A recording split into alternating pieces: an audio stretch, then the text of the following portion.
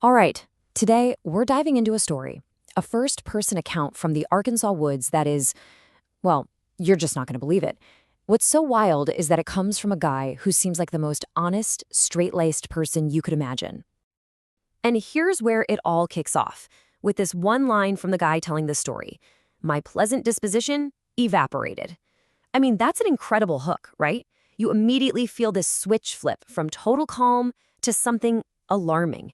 You just gotta know what happened. And that's really the question, isn't it?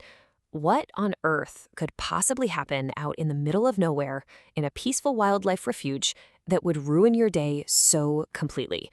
I promise you, whatever you're thinking, it's not that. So let's meet our guy. His name is Ernest Opines. He's 67, retired from selling paper, and it's really important to get a picture of this man. He's not some adrenaline junkie looking for trouble. Nope, he's a meticulous, serious fella who's just gotten really into, well, birds. And this isn't just any casual bird-watching trip, you know? He's on a mission. He's looking for a very specific, federally protected woodpecker. And this bird only lives in a special kind of forest deep inside this wildlife refuge, way off the beaten path. So this is a serious expedition. And this right here, this list of his supplies, it just tells you everything you need to know about him. Ernest is not a fool. He's prepared. Of course, you've got your binoculars and a thermos of coffee, and 2 pimento cheese sandwiches, a man after my own heart. But look closer. A compass, a topographical map, and even a Smith & Wesson revolver. This is a guy who thinks things through. He is absolutely no nonsense. Okay, so Ernest makes his way deep into the refuge. He describes the silence as profound, just total peace. He's in the perfect spot to find his woodpecker. But that quiet, well, it's not going to last. It starts small, just a low hum, something you'd feel in your chest almost more than you'd hear it with your ears. And it's a sound that just does not belong out there. Then that hum gets sharper, higher pitched, and there's no mistaking it. It's a chainsaw. The sound of industry, of destruction, in a place that's supposed to be protected. And then comes this deep, guttural diesel groan. Heavy machinery. Instantly, Ernest thinks, timber thieves, illegal loggers, and he gets mad. All of a sudden, his woodpecker mission is totally forgotten. Now, he's on a new mission, to figure out who in the world is tearing up this protected land.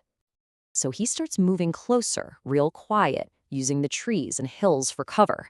He's fully expecting to stumble upon a bunch of bad guys.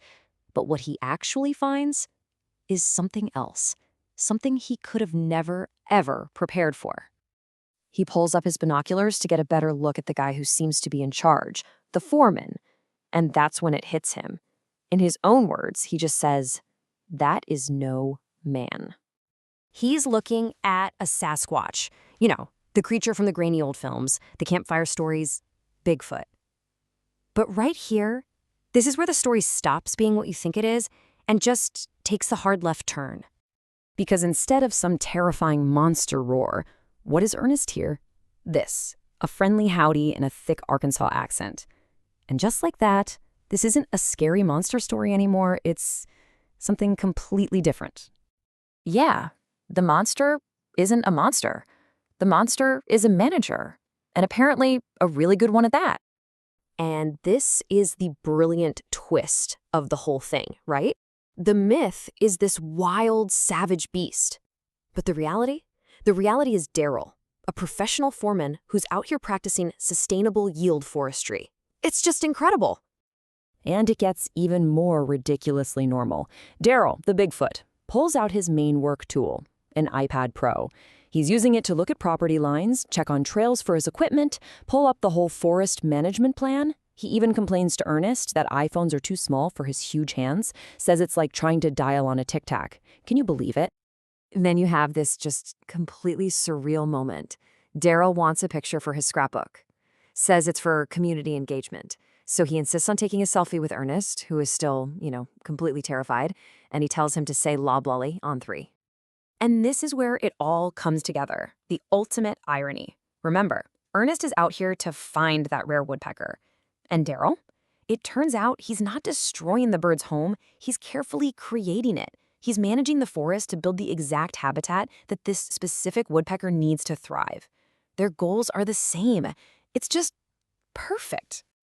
And to top it all off, to wrap up the strangest business meeting in history, Darryl airdrops his contact card to Ernest's iPhone.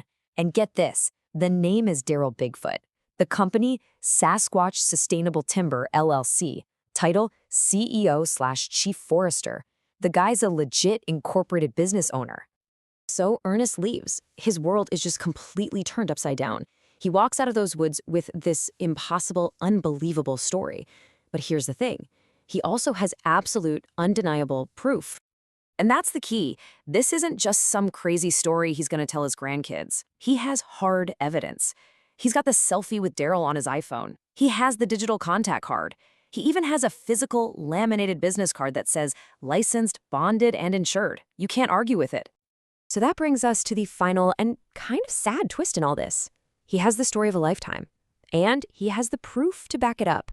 So why couldn't he tell anyone? Because he realized what would happen.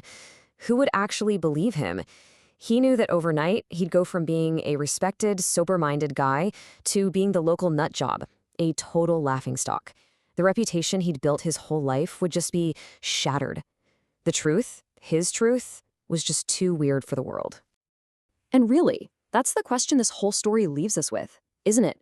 It makes you wonder, what incredible truth would you hide if telling it meant risking everything you've built? It's a tough one, and it's a very, very human problem.